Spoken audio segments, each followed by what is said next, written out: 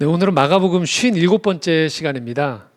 마가복음 11장 1절에서 11절까지의 본문으로 단순한 믿음으로 순전한 기쁨을 누리는 삶이라는 제목으로 함께 은혜를 나누고자 합니다. 우리가 사는 세상은 참 복잡해요. 최근 벌어지고 있는 어떤 사안들을 한번 보십시오. 사회를 돌아가는 걸 보면 종종 양분화되어지죠. 이게 쉽게 모여지지가 않아요. 어제까지 동료였던 사람들이 오늘 내 의견이 달라지면서 서로 간의 적대적인 관계로 공격하는 모습 심심치 않게 우리가 볼 수 있습니다. 정부가 정책을 내놔도요, 어떤 사람들은 환호를 해요. 어떤 사람들은 욕하고 불평해요. 같은 직장 안에서도 어떤 사람 한 사람에 대한 평가가 엇갈립니다. 누군가한테는 좋은 사람인데 누군가한테는 그렇지 못한 경우들이 발생해요. 왜 그럴까요? 인간 안에 욕망이 있어요. 근데 이 욕망이 사람마다 다르기 때문에 그렇습니다. 보통 사람들의 심리는요, 나한테 일단 안 좋은 것, 불리한 것을 주면 그 사람은 그 대상은 어떨까요? 나쁜 사람이 돼요. 내 그 이익과 반하는 일들을 하는 사람들. 근데 이게 참 어려운 게요. 여러분도 다 마찬가지입니다. 저를 비롯해서 지금의 나라는 사람이 형성되어져 가는 과정에서의 경험이 다 달라요. 지금 우리나라가 양분되어 있는 이유 중에 하나도 아직은 좀 더 우리나라가 이런 사회적 갈등이 좀 벗어나려면 사실은 한 세대가 더 가야 돼요. 왜 그러냐면 우리나라의 세대 간의 경험이 달라요. 6.25 전쟁을 경험한 세대와 또 80년대 민주화의 경험을 했던 세대의 경험이 서로 달라요. 그래서 전쟁을 경험했던 세대들은 이 남북 간의 갈등에 대한 것들에 대한 상처가 굉장히 깊습니다. 반면에 80년대 이 민주화 운동에 광주에서 일어났던 일들을 경험했던 그 세대들은 이 동과 서의 이 갈등이 굉장히 심합니다. 또 이후에 IMF가 터지고 여러 가지 사회 문제들이 발생하면서 겪었던 경제적인 편차에 의한 갈등 또한 달라요, 서로 간에. 그러다 보니까 각 사람이 성장하는 과정에서 경험했던 상처가 다르고요, 자기가 누렸던 행복의 그 조건들이 달라요. 그렇기 때문에 누군가에게는 이 문제가 그렇게 중요한 문제가 아니에요.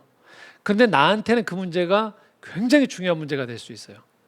또 나한테는 이 문제가 절대 양보할 수 없는 아주 중요한 문제인데 상대방에게는 그렇지 않은 경우들이 많다는 거죠. 그래서 한 가지 사건, 한 사람에 대해서 우리는 자기가 경험했던 이 안경으로 바라보고 평가를 하기 때문에 종종 평상시에는 이게 원만한 것 같지만 아주 예민한 문제들이 불거졌을 때 이 문제들에 대해서의 갈등은 걷잡을 수 없습니다.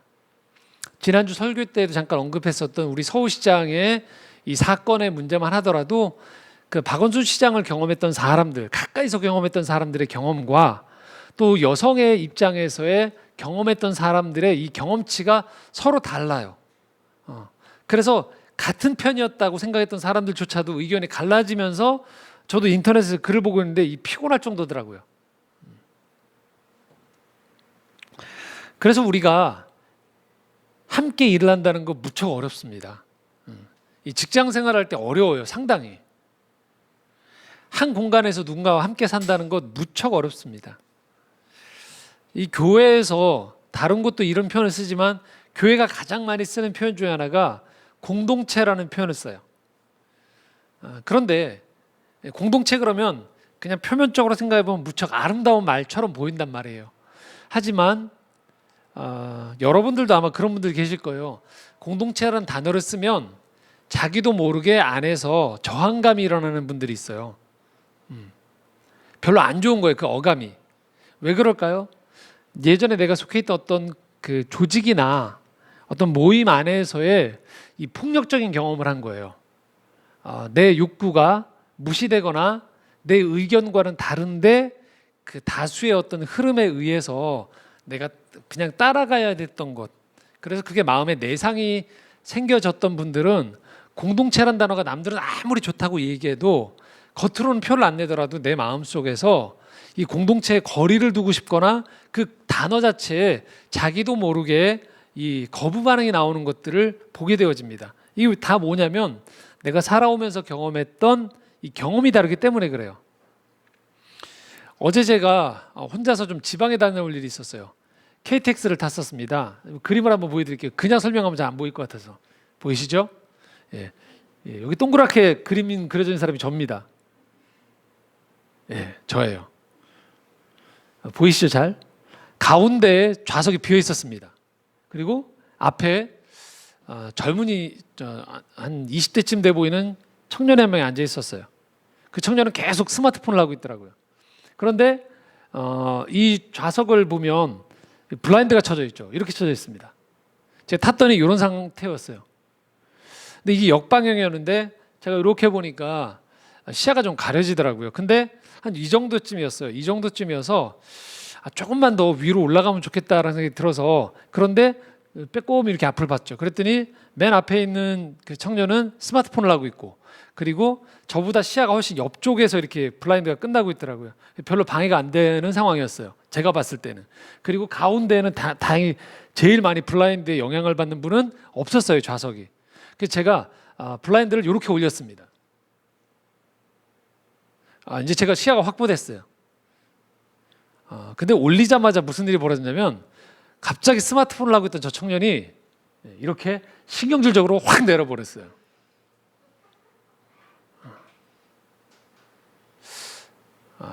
아주 순간적이지만 울컥했어요. 분명히 저 스마트폰 보고 있었는데 그리고 저는 분명히 이만큼이라도 시야가 확보돼 있었는데 저 앞에 있는 저 청년은 분명히 이 옆이라 별로 영향을 안 받는데 해가 내리쬐는 것도 아니었고 아침이었거든요. 그리고 딱 보니까 이렇게 빼꼼히 봤죠. 계속 스마트폰을 하고 있는 거예요. 그런데 여하튼 자기 시야에서 뭔가가 올라갔다는 게 신경이 쓰였나 봐요. 그래서 뒤도 안 돌아보는 거예요. 저는 그런 생각이 들었어요. 만약에 뒤에 조폭이 앉아 있으면 어떻게 하려고 저렇게 겁도 없이 저거를 신경질적으로 확 내릴까? 이래서 싸움이 나겠구나 하는 생각 당연히 들죠. 왜냐? 일어나서 만약에 제가 그 앞에 있는 청년에게 뭔가 말을 건네는 순간에 어떻게 될까요? 뻔히 이 KTX 안에서 별거 아닌데도 불구하고 말싸움이 오갈 상황이겠더라고요. 뭐 제가 그래서 당당하게 고개 숙이고 제가 보던 책을 그냥 봤습니다. 굳이 이걸 다시 뭐 올리느니 많이 안 하고 뭐 저도 그렇게 뭐 밖에 풍경을 오래 내다보려고 했던 건 아니고 역방향이니까 피곤하잖아. 이게 풍경 역으로 가니까 잠깐 좀 보려고 그러는데 이렇게 좀 여기도 시야에 가려 있으니까 올리려고 했던 것 뿐인데 그걸 앞에 있는 스마트폰 보던 청년이 그냥 신경질로 확 내려서 전체가 블라인드가 쳐지는 상황인데 그 상황을 뭐 제가 밖을 안 내다보면 막 어지럼증이 나오고 도저히 여행을 못할 상황이 아니고 그래서 그냥 내버려 두고 저도 그 시선을 그냥 다시 밑으로 내리고서 보던 책을 봤던 거죠. 아주 짧은 순간이었어요. 아주 짧은 순간이었는데 이 안에서 저는 한 사람들의 욕망이 다르다는 걸 또 한번 확인하는 거죠. 누군가는 시야가 확보가 됐으면 좋겠고 누군가는 뭐예요? 그냥 귀찮아서 다 내려버렸으면 좋겠고 아니면 누군가가 내 공간 안에 뭔가를 건드린 것 자체가 싫은 거죠. 그러니까 별로 본인은 블라인드에 상관없지만 그냥 그거 신경질적으로 내려버리는 모습들을 봤어요. 아주 짧은 순간인데도 불구하고 이 조그만 창 하나에 블라인드를 놓고도 사람들의 욕망이 충돌하는 것들을 보게 된 거죠. 별거 아니잖아요. 그럼 우리가 일상생활하는 가운데에서 벌어지는 일들 안에서의 충돌은 얼마나 많겠습니까? 남들이 보기에는 괜찮은 직장처럼 보이는데 그 안에서 누군가는 자기에게 맡겨진 일 하나 가지고서 조금 더 맞느냐 못 맞느냐 가지고 분명히 다툼이 있고요. 누군가는 남들이 저 했던 일들을 새로 왔던 사람은 이거는 규정에 어긋난다 해서 안 하려고 해서 오는 갈등도 있고요. 누군가는 저도 옛날에 그런 경험을 해봤는데요. 표정이 밝으니까 싫어하더라고요. 남들 다 그냥 평범한 얼굴인데 왜 웃고 있냐고. 그냥 불편해하더라고요. 뭐냐면 경험치가 다른 거예요. 누군가 웃고 있으면 누군가는 그걸 보면서 아 밝은 사람, 그런데 누군가는 뭐 바라나? 왜 딴 사람은 다 힘든데 혼자 밝은 척하지라고 그걸 볼 수도 있어요. 다 달라요. 삶의 경험이 다르고 욕망이 다르기 때문에. 그래서 우리가 살면서요 점점 나이가 이런 생각을 하게 돼요. 사는 게 참 쉽지 않다, 그런 생각해요. 저 많은 사람들의 욕망을, 내 안에도 있는 욕망을 내가 보고 다른 사람의 욕망을 보니까요. 그래서 무의식적으로 이런 생각을 하게 돼요. 좀 다 깔끔하게 정리가 되면 좋겠다. 내가 마음에 안 드는 저 욕망을 가진 사람들 무슨 뿅망치로 다 때려가지고 다 욕망 좀 잠재웠으면 좋겠거나 어디로 분리수거해서 다 이렇게 좀 사라져버리면 좋겠다.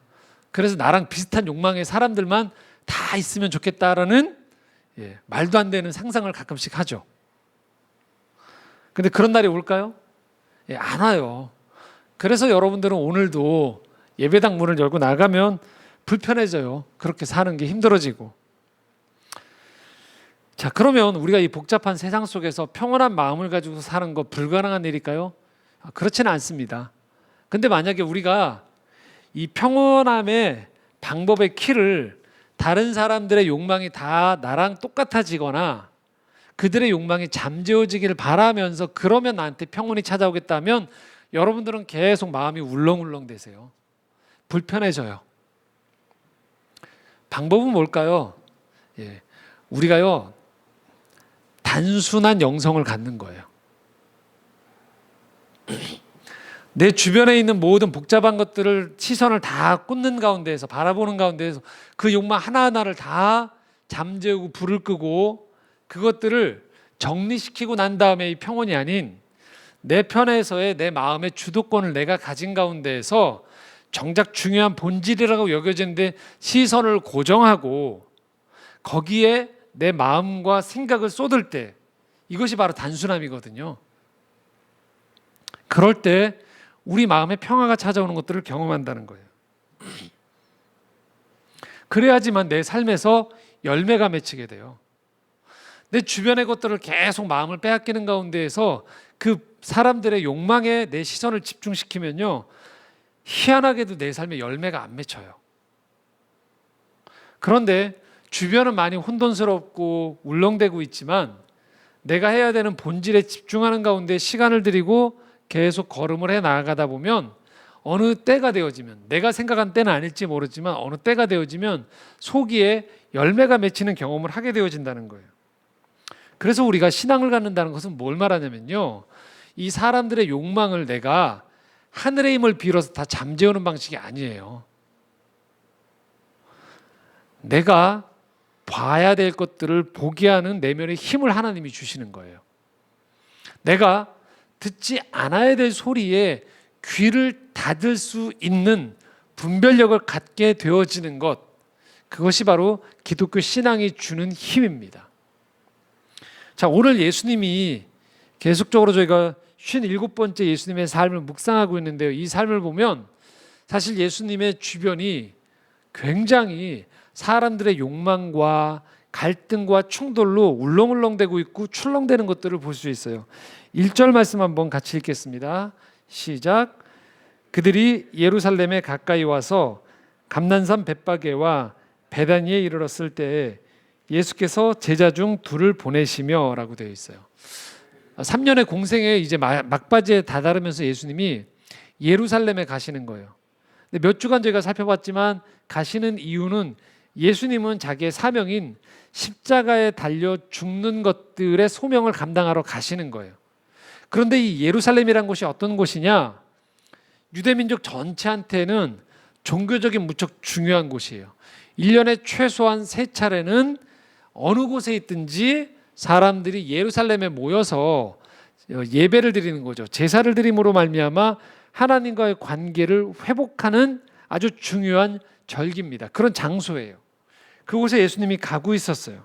그런데 예루살렘에 이르렀을 때 가까이 와서라고 표현되어 있죠. 그런데 가까이 왔던 그 지역에 감난산 벳바게와 베단이라는 곳에 이르렀을 때라고 표현하고 있어요. 자, 여기가 아주 오늘 우리가 주목할 장소예요. 당대의 사람들은 주목하지 않았던 장소인데 우리는 주목할 필요가 있어요. 왜냐? 여기에 있는 사람들이 어떤 사람들이 모여 있는 곳이냐면요, 갈릴리라든지 다른 지방에서 와서 예루살렘에 미처 들어가지 못하는 사람들이 머무는 곳이에요. 그러니까 예루살렘이라는 도시 자체만으로 전국에서 왔던 사람들이 예배를 드리기에, 절기를 치르기에 장소가 예루살렘이 감당이 안 되는 거죠. 그래서 이 벳바게와 이 베다니 같은 지역에, 갈릴리 같은 곳에서 왔던 사람들이 머물면서 대체적으로 이 절기를 드리기 위해서 모여 있는 장소예요. 피곤하겠죠, 사람들은. 그리고 사람들은 저 예루살렘에 가는 것들에 대한 갈망이 남아 있는 거예요. 그런데 그곳에 예수님이 오신 거예요. 임시적인 이 텐트촌이 있는 곳에 예수님이 함께 이곳에 들어가신 거죠. 자, 어떤 이곳에 모이는 사람들의 마음들이 어떨까요? 이들의 마음 속에는요, 첫 번째 이런 게 있어요. 중심에서 밀려난 것들에 대한 생각이 있고요. 두 번째는요, 계속 로마 정부와의 갈등 관계 가운데에서 억압당한다고 생각해서 여기 모여 있는 사람들의 마음 속에는요, 끊임없이 이 문제를 로마의 압제로부터 벗어나게 해줄 정치적인 메시아를 기다리고 있었던 사람들이에요. 그곳에 지금 예수님이 도달하셨던 거예요. 그리고 예수님이 이곳에서 제자들에게 한 가지 요청을 하십니다. 2절 말씀입니다. 함께 읽겠습니다. 이르시되 너희는 맞은편 마을로 가라. 그리로 들어가면 곧 아직 아무도 타보지 않은 나귀 새끼가 메어 있는 것을 보리니 풀어 끌고 오라. 자, 아직 성경을 잘 모르시는 분들은, 또는 성경부에 아직 익숙하지 않은 분들은 굉장히 낯선 본문이에요. 왜 예수님이 갑자기 여기서 제자들 둘을 맞은편의 마을로 보내서 아직 아무도 타지 않은 나귀 새끼를 가져오라고 하는가라고 생각할 수 있어요. 자, 왜냐하면요, 구약성서 스가랴 9장 9절에 이렇게 표현되어 있어요. 이스라엘 백성이 대대로 기다려오는 메시아가 너희들에게 올 텐데 그는 나귀 새끼를 타고 입성할 것이라는 표현이 있어요. 한번 스가랴 9장 9절 말씀을 한번 같이 보겠습니다. 함께 읽겠습니다. 시작. 시온에 따라 크게 기뻐할지어다. 예루살렘에 따라 즐거이 부를지어다. 보라, 내 왕이 내게 임하시나니 그는 공의로우시며 구원을 베푸시며 겸손하여서 나귀를 타시나니 나귀의 작은 것 곧 나귀 새끼니라 라고 되어 있어요. 구약에서부터 계속 예언되었던 거예요. 그래서 이스라엘 사람들도 알고 있었어요. 우리에게 왕이 임할 때 그 왕은 나귀 새끼를 타고 임할 것이다. 그리고 예수님도 정확히 이 본문을 알고 계셨어요. 예언의 성취가 이루어져야 된다는 걸 알고 있었죠. 그런데 여기서 갈리는 게 하나 있단 말이에요. 예수님이 생각하는 왕은 뭐냐면 하나님의 구원이 임하는 왕이에요. 근데 이스라엘 백성들의 기다리고 있던 왕은 어떤 왕일까요? 눈에 보이는 현세적인, 지난주 수요일에 저희가 줌으로 신앙 세미나 할 때 나누었던 3차원적인 세계, 먹고 마시는 세계, 안락함의 세계에 거하는, 그것을 더 풍족하게 해주고 복구시켜줄 왕을 기다리고 있었단 말이죠. 똑같이 나귀 새끼를 바라보더라도 서로 간의 기대치가 달랐던 거예요. 그리고 예수님 또한 사람들이 내가 나귀 새끼를 타고 가면 어떤 마음으로 나를 맞이하실지도 예수님도 알고 계셨어요. 그런 상황 가운데서 지금 예수님이 나귀 새끼를 가져오라고 요청하는 거예요. 자, 그리고 3절에 다시 제자들이 이렇게 요청합니다. 함께 읽겠습니다. 만일 누가 너에게 왜 이렇게 하느냐 묻거든 주가 쓰시겠다 하라. 그리하면 즉시 이리로 보내리라 하시니. 자, 이 본문이 뭐를 의미하냐면요, 그냥 가져오라는 거예요. 그러니까 나귀 값을 렌트비를 지불하라는 게 아니에요. 뭐 하라는 거예요? 맞은편에 가면 나귀 새끼가 있을 거야. 아무도 안 탄. 그런데 제자들 둘한테 가서 그걸 뭐 하래요? 가지고 오래요. 나귀 새끼 주인이 이거 어디다 쓰려고 당신 그럽니까? 라고 하면 뭐라고 해요? 주가 쓰시겠다 하라. 그리고 가져오래요. 이게 말이 됩니까? 안 되죠. 그런데 지금 그렇게 요청하세요. 그리고 뒤에 어떤 일이 벌어질까요? 4절에서 6절입니다. 함께 읽겠습니다. 제자들이 가서 본즉 나귀 새끼가 문 앞 거리에 매여 있는지라 그것을 푸니 거기 서 있는 사람 중 어떤 이들이 이르되 나귀 새끼를 풀어 무엇하느냐 하매 제자들이 예수께서 이르신 대로 말한대 이에 허락하는지라. 희한한 일이죠. 나귀 새끼를 달라고 하고 가져가고 그 주인은 이거 어디다 쓰려고 그러냐? 주가 쓰시겠다니까 뭐예요? 허락하는지라. 자, 우리는 이런 본문들을 보면서 이렇게 표현할 수밖에 없어요. 하나님의 적극적인 개입하심이라는 거예요. 이거 외에는 설명할 도리가 없어요. 예수님은 분명히 스가랴 9장 9절 말씀을 알고 계신 가운데에서 이 말씀을 제자들에게 요청하신 거예요. 하지만 여기서 두 사람이 모르고 있는 집단들이 있어요. 한 집단은 제자들의 집단이에요. 또 한 집단은 나귀 새끼의 주인 집단이에요. 이들은 이게 어떤 상황인지 몰라요. 그래서 자칫 불협화음이 일어날 두 가지 단계가 있었어요. 첫 번째는 제자들이에요. 예수님 이거 돈은 어떻게 해요? 라고 물어볼 수 있어요. 가면 저 주인이 순순히 내줄 리가 있습니까? 라고. 두 번째 난관은 뭐예요? 나귀 주인이죠. 돈을 내라고. 이 두 가지 난관이 있는 거예요. 그런데 희한할 정도로 성경의 다른 본문들의 다른 사건들을 보면 이런 충돌이 있단 말이에요. 우리 저희가 살펴봤던 오병이어 기적 같은 경우도 뭐예요? 돈이 없다라고 분명히 제자들이 요청했단 말이에요. 그런데 유독 이 사건에서만큼은 이런 그 소동이 없어요. 이런 분란이 없어요. 그냥 뭐예요? 순적하게 일이 진행되어져요. 일상적이지 않은 상황입니다. 그런데 우리가 이 일을 보는 가운데에서 한 가지 주목할 것은 뭐냐면 사람들이 아주 단순할 정도로 움직이고 있다는 사실이에요. 예수님 또한 구약의 말씀을 토대로 예언의 말씀을 제자들에게 요청하셨고요. 제자들은 이 순간만큼은 뭐예요? 그대로 따랐어요. 그리고 나귀 새끼 주인 또한 요청에 따라서 그대로 응하는 모습들을 보게 되어져요. 우리가 여기서 한 가지 하나님이 일하시는 가운데서 보여지는 아주 중요한 단서를 발견할 수 있어요. 그것은 뭐냐면요. 하나님의 일들이 일어날 때요. 아주 중요한 것 중에 하나는 단순한 충실성이 무척 중요하다는 거예요. 이건 무대뽀를 말하는 게 아니에요. 맹목적인 걸 말하는 게 아니에요. 분명한 어떤 음성이 들려오고 요청이 있어질 때 다른 계산 너머에서 지금 들려온 그 음성에 내가 집중하는 걸 말해요. 우리가 어떤 일들을 해나갈 때 내가 이게 아주 중요한 일이라는 것들에 판단이 설 때가 있어요. 그런데 그거 외에 나머지 것들이 불확실해 보일 때가 있어요. 그러니까 이게 어떤 결론이 나올지도 모르겠고요. 사람들의 반응이 어떤지도 모르겠어요. 그런데 나는 이게 중요한지 알겠어요. 근데 여러분 돌아온 인생을 한번 이렇게 회고해 보십시오. 그 일들을 여러분 꼭 다 하셨나요? 그렇지 못한 경우들이 많았어요. 왜요? 주변의 상황이 정리가 안 됐다고 여겨지는 거죠. 주변의 반응이 미심쩍은 거예요. 결론이 어떤지를 모른다고 생각해서 많은 경우 우리는 중요하다고 생각했던 일임에도 불구하고 주변을 돌아보는 가운데에서 그냥 그 기회나 해야 될 일들을 놓쳐버린 경우들이 참 많다는 거예요.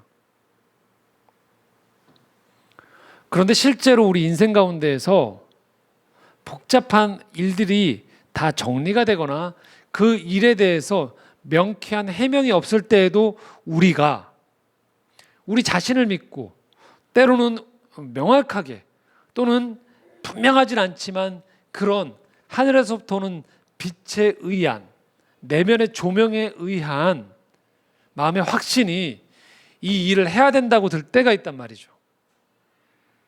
그러면 하는 게 맞다는 거예요. 계속적으로 이 불확실함이 잠재워지기 위해서 저 사람들의 불특정한 주변의 욕망의 모든 것들을 주파수를 다 맞출 때까지를 기다리지 않고요. 걸어가는 것들이 필요하다는 거예요. 인생에. 왜요? 하나님이 그 우리의 단순한 충실함을 통해서 하나님의 일을 이루어 가시기 때문에 그렇습니다. 복음이 이 땅에 전해졌을 때 120년도 더 전에 이 땅에 복음이 전해질 때 선교사들이 일했던 방식이 이랬다라는 거예요. 그들은 가족의 염려가 있기도 하고요. 자기 스스로가 이 일의 결론이 어떻게 날지를 모르는 가운데에서 이 땅으로 왔었습니다. 그리고 그들은 복음의 씨앗을 뿌렸던 것이죠. 심지어 어떤 경우에는 본인이 또는 자녀가 풍토병에 걸려서 일찍 죽기도 했어요. 때로는 여러 가지 갈등 상황 속에서 본인이 의도했던 것만큼의 복음의 능력으로 효율적으로 사역을 다 감당하지 못한 적도 있습니다. 그럼에도 불구하고 그들은 그들의 인생에 다가온 가장 중요한 소명이라고 여겨졌던 일에 집중해서 그 일을 감당했던 것이죠. 돌아보면 하나님 나라의 일이 그렇게 여기까지 2000년 역사가 기독교 역사가 그렇게 이루어졌다라는 것이에요. 단 한순간도 사람들의 욕망이 다 조율된 가운데서 일이 이루어졌던 적이 없다라는 거예요. 하나님의 일들을 감당했던 사람들은 그때 그들이 해야 될 일들을 그저 감당했었다라는 것이죠. 자, 그리고 이어지는 그 일들의 진행 과정을 보겠습니다. 7절에서 10절입니다. 함께 읽겠습니다. 시작. 나귀 새끼를 예수께로 끌고 와서 자기들의 겉옷을 그 위에 얹어 놓음에 예수께서 타시니 많은 사람들은 자기들의 겉옷을 또 다른 이들은 들에서 벤 나뭇가지를 길에 펴며 앞에서 가고 뒤에서 따르는 자들이 소리 지르되 호산나 찬송하리로다 주의 이름으로 오시는 이여 찬송하리로다 오는 우리 조상 다윗의 나라여 가장 높은 곳에서 호산나 하더라. 여기 사람들의 모습이 나옵니다. 제자들의 모습과 사람들의 모습에서요. 딱 한 가지만 좀 주목할 필요가 있습니다. 그것은 뭐냐면요. 희한하게 이 사람들이 겉옷을 벗었다라는 표현이 나와요. 제자들도 겉옷을 벗어서 예수님의 나귀 새끼 위에 앉혀놓고요. 사람들 또한 예수님이 나귀 새끼를 타고 오는 예수님을 향해서 뭐예요? 겉옷을 벗어서 길에 깔았다고 얘기 나옵니다. 자, 이것은 뭘 말하냐면요. 이들은 서로 알고 있었어요. 겉옷이 가지는 것은 뭘 의미하느냐? 나의 권위를 당신에게 주겠습니다라는 뜻이에요. 그러니까 당신이 중요한 사람입니다 라고 생각하는 거죠. 그래서 왕의 예식을 할 때 보면 뭔가 가운을 입혀주는 것처럼 이 유대 민족 가운데에서 겉옷을 넘겨준다는 것은 그 사람에게 나의 권위를 양도해 준다는 의미예요. 사무엘상 18장 3절에 4절에 보면 이런 구절이 나오거든요. 하나 예시라 제가 보여드리겠습니다. 같이 한번 읽어보겠습니다.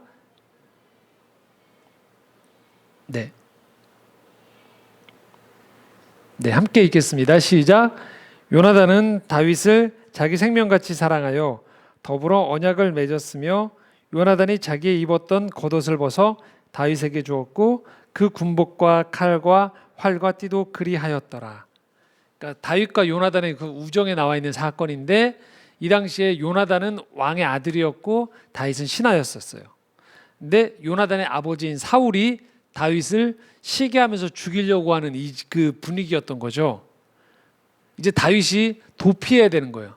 왕이 신하를 죽이려고 하기 때문에. 그런데 왕의 아들인 요나단이 다윗에게 뭐 하는 거예요? 겉옷을 벗어서 줬다라는 거예요. 네가 옳다는 거예요.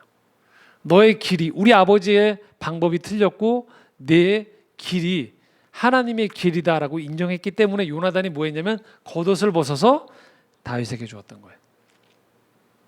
엘리야가 엘리사에게 겉옷을 주고요. 겉옷을 계속 주는 역사들이 반복되어졌어요. 그래서 겉옷을 준다는 것은 나의 중요한 것을 당신에게 위임합니다 라는 의미였던 거죠. 지금 제자들이 예수님이 나귀에 겉옷을 까달아 준다는 건 뭐예요? 당신이 진짜 왕입니다.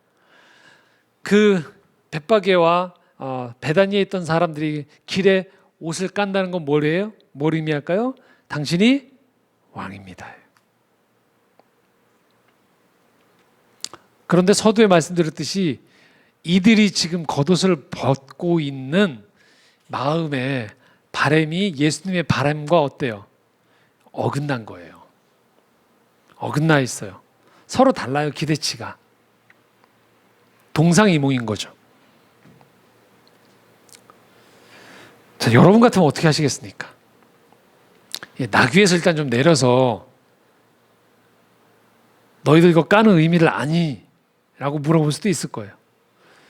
사람들이 옷을 깔아주고 있는데 예수님이 그 사람들을 향해서 지금 분명히 어떤 의미로 옷을 깔았느냐고 되물을 수도 있어요. 또 한 번 산상수훈처럼 가르치면 가르칠 수 있어요. 그런데 지금 중요한 것은 예수님 뭐예요? 예수님의 머릿속에 뭐가 있냐면요, 이 사람들의 다른 욕망에서 표출되어진 행동이지만 이 행동 속에서 뭐 하냐면요, 나는 하나님의 이 예언을 성취하는 것이다라는 소명에 대한 의식이 확고했던 거예요. 그들이 다른 욕망을 모르는 바가 아니었어요. 그러나 예수님은 자기에게 부여된 소명, 나귀를 타고 사람들의 옷이 깔려지는 가운데에서 왕으로 환호받는 그 환호를 그는 받아들이셨어요. 왜요? 연약하고 모자라고 불명확하지만 그들의 그 불명확한 행동조차도 하나님이 들어 쓰신다는 걸 알고 있었기 때문이에요. 예수님은 아셨던 거죠. 저렇게 겉옷을 깔아주는 사람들이 잠시 후에 돌변해서 뭐예요? 예수님을 향해 십자가에 못 박여 죽으라고 이야기할 군중으로 돌변할 것을 예수님은 알고 계셨어요.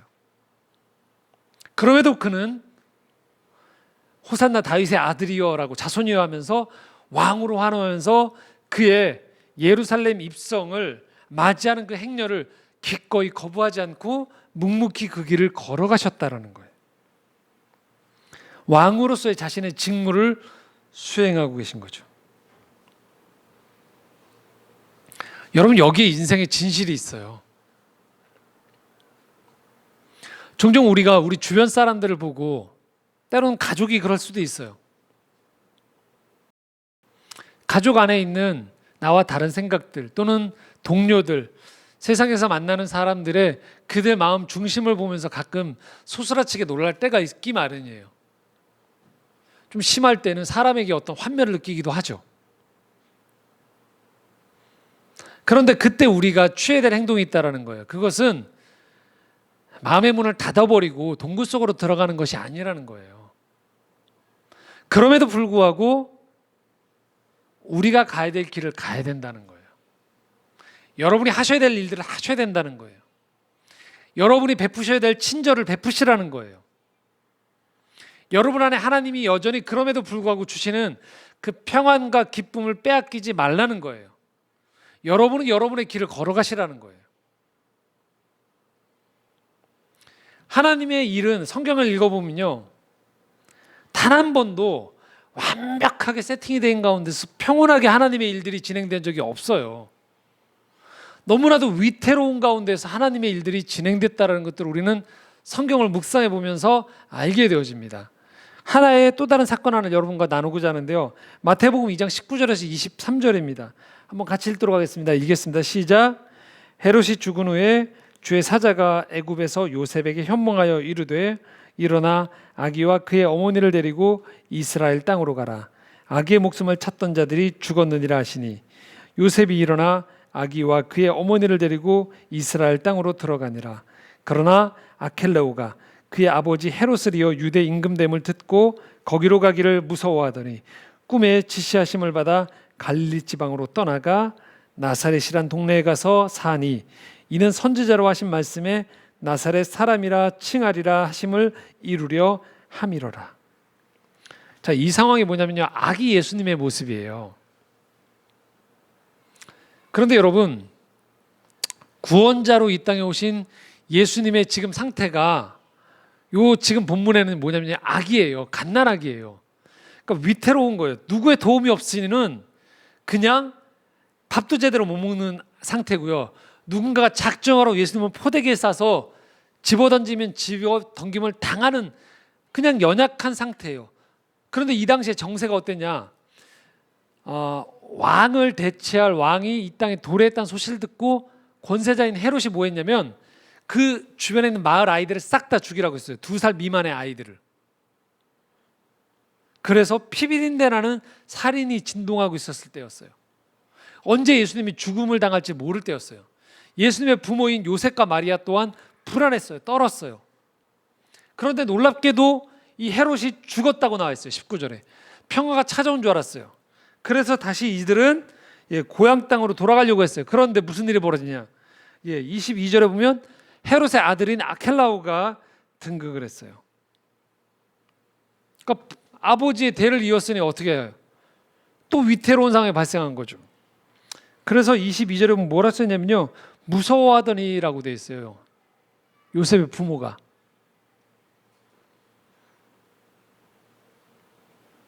그러니까 오늘날의 상황으로 보면 육아 환경이 최악인 거죠. 그냥 가난한 문제가 아니고 아이의 생명 자체가 위태로운 상황이었던 거예요. 그런데 꿈에 갈릴리 지방으로 떠나가서 나사렛이라는 동네로 안내하는 것들을 듣게 되는 거예요. 그리고 그곳으로 가셔서 예수님이 살게 돼요. 그래서 나사렛 사람이라는 칭함을 얻게 되어진다는 거예요. 너무나도 위태로운 상황인 거죠. 요셉이 만약에 꿈의 지시함을 무시했다면 어떻게 됐을까요? 또는 그럼에도 불구하고 악착같이 이 왕이 공권력을 동원해서 예수의 행방을 찾았다면 어떻게 됐을까요? 우리가 아는 구원자 예수는 사역해보기도 전에 어린아이 상태에서 그는 희생당하고 인류의 구원의 역사는 어쩌면 끝났을지도 모르는 거죠. 그런데 이 위태로운 상황 속에서도 이 두려움 가운데 또 연약한 사람의 꿈이라는 것들을 통하여서 하나님은 피할 길을 예비하시고 하나님의 일들을 이루어 가셨다는 것들을 보게 되어진다는 거예요. 그래서 예언에 따라서 나사렛 사람으로 크게 되어진다는 거예요. 정확히 내가 묵상한 가운데 나사렛에 자라겠다가 아니었어요. 두려움 속에 정착한 땅이 나사렛이었어요.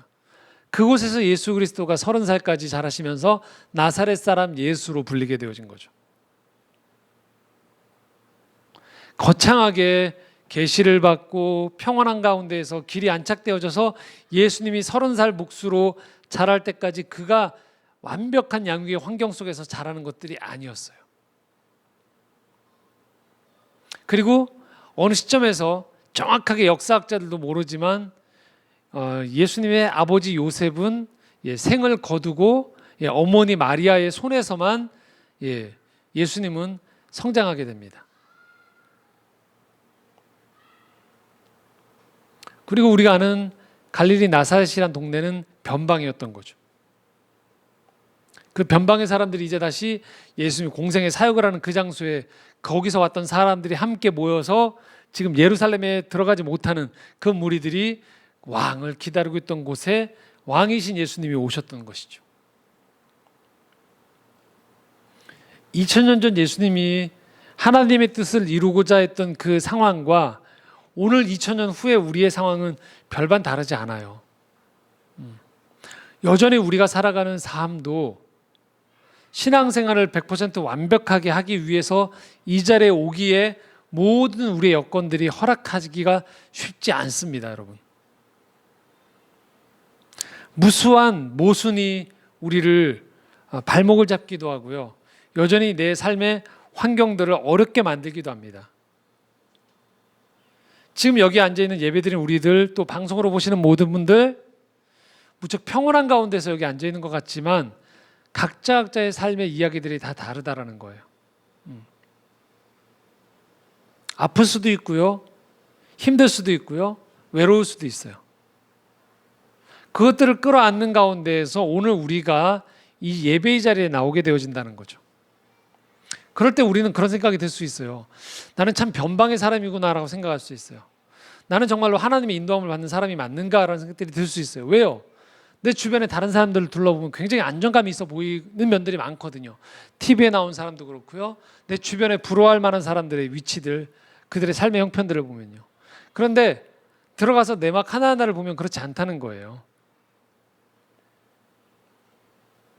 그리고 놀랍게도 하나님은 그 상황 가운데에서 그런 우리를 통하여서 하나님의 구원을 이루어 가신다라는 거예요.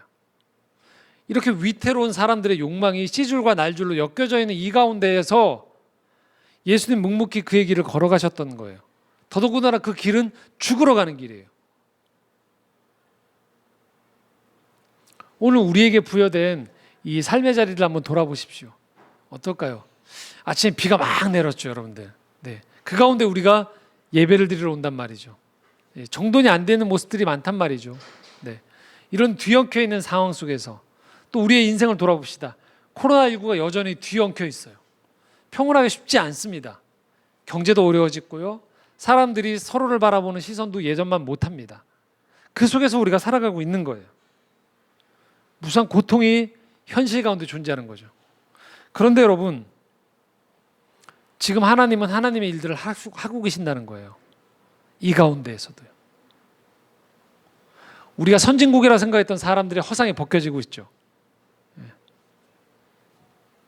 또 우리가 무조건 이만큼이 이루어져야 된다고 생각했던, 더 가져야 된다고 생각했던 것들이 지금 벗겨지고 있어요. 허울이.